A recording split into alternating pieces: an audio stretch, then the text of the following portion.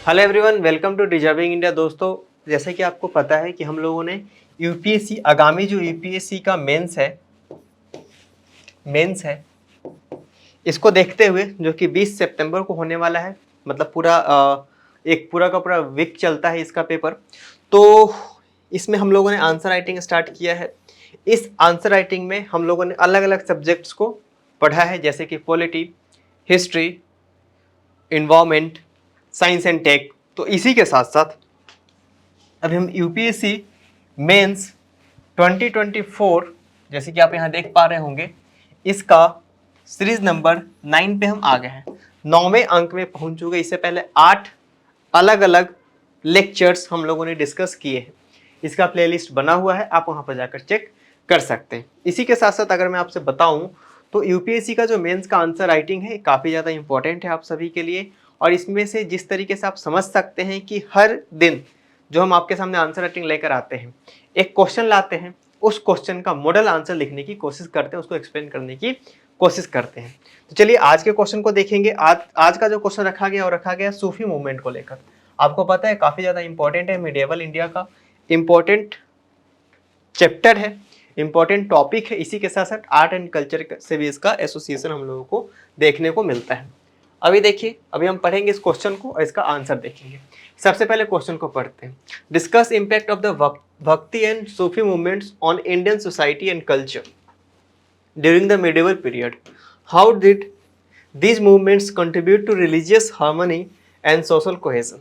आपको बताना है इसमें। सबसे पहले तो आपको कुछ कीवर्ड्स पकड़ने हैं, जैसा कि मैं आपको हमेशा बताता हूँ कि कीवर्ड्स बहुत इंपॉर्टेंट होता है। तो सबसे जो इंपॉर्टेंट कीवर्ड जो है भक्ति एंड सूफी मूवमेंट्स है।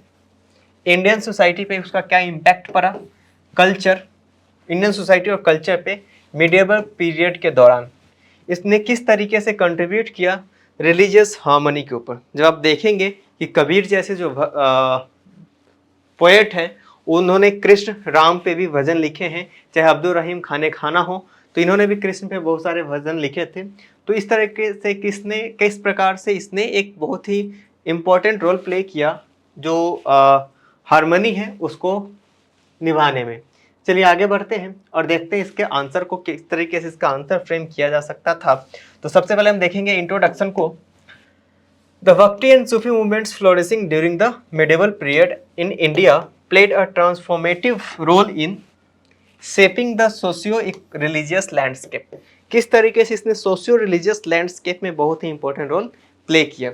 Both movements emphasizing personal devotion and spiritual introspection transcended traditional religious boundaries। तो किस तरीके से इसने जो जो रिलीजियस बाउंड्रीज है उसको क्रॉस किया। अब आते हैं बॉडी पार्ट पे।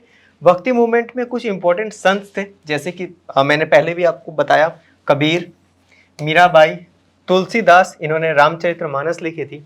Advocated for the devotion of personal god, rejecting ritualistic practices and caste hierarchies. ये बोलते हैं कि भक्त और भगवान के बीच का सीधा संबंध होना चाहिए, बिल्कुल सीधा संवाद स्थापित होना चाहिए। इसमें बीच में किसी की कोई जरूरत नहीं, किसी के हस्तक्षेप की जरूरत नहीं। इसलिए इन्होंने जो रिचुअलिस्टिक प्रैक्टिसेस थे और कास्ट हिरार्कीज थी, आपको पता है वर्ना सिस्टम था।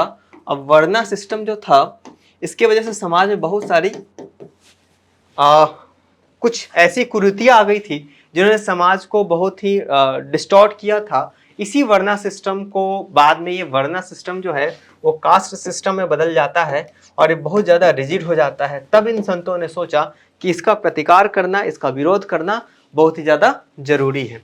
This inclusivity fostered a sense of unity and egalitarianism, promoting social reform and reducing religious orthodoxy. तो जो रिलीजियस ऑर्थोडॉक्सी थी उसको कम करने की कोशिश की गई।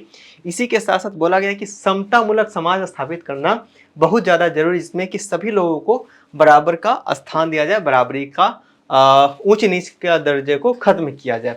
Simultaneous Sufi movement led figure such as the, इस तरीके से भक्ति मूवमेंट को लीड कर रहे थे मीराबाई, तुलसीदास और कबीर जैसे संत। उसी तरीके से सूफी मूवमेंट को लीड किया जा रहा था ख्वाजा मोइनुद्दीन चिश्ती के द्वारा। निजामुद्दीन औलिया के द्वारा, जो कि लव, कंपैशन और यूनिवर्सल ब्रदरहुड ऑफ ह्यूमैनिटी के बारे में बात कर रहे थे। जो सूफी प्रैक्टिसेस था including music and poetry transcendent sectarian divides and facilitated cultural syncretism. मतलब ये है कि जिस तरीके से इन्होंने जो धर्म की जो बाउंड्री थी उसको लांघ कर एक नए आयाम तक पहुंचते हैं, जो कि बहुत ही ज्यादा काबिले तारीफ होता है। अगर मैं कंक्लूजन की बात करूं, both movement contributed significantly to religious harmony and social cohesion by promoting inclusivity, challenging rigid social norms and fostering mutual respect among diverse communities. Their legacy continues to influence contemporary Indian society, advocating for a pluralistic and integrated cultural ethos. तो एक नए समाज की इन्होंने कल्पना की थी कि किस तरीके का एक ऐसा समाज होना चाहिए जो कि समता मूलक होनी चाहिए, और इस तरीके से इन्होंने धर्म के जो बाउंड्री थी, जो धर्म की जो रेखाएं थी, उसको लांघा, उसको खत्म करने, उसको पाटने की भरपूर कोशिश की। तो ये पूरा लेक्चर था सूफी और भक्ति मूवमेंट को लेकर। इस लेक्चर में हम लोगों ने इस एक क्वेश्चन लिया, उसके मॉडल आंसर को समझने की कोशिश की। तो आज के लेक्चर में फिलहाल इतना ही, अब मिलेंगे नेक्स्ट लेक्चर में। Thank you very much.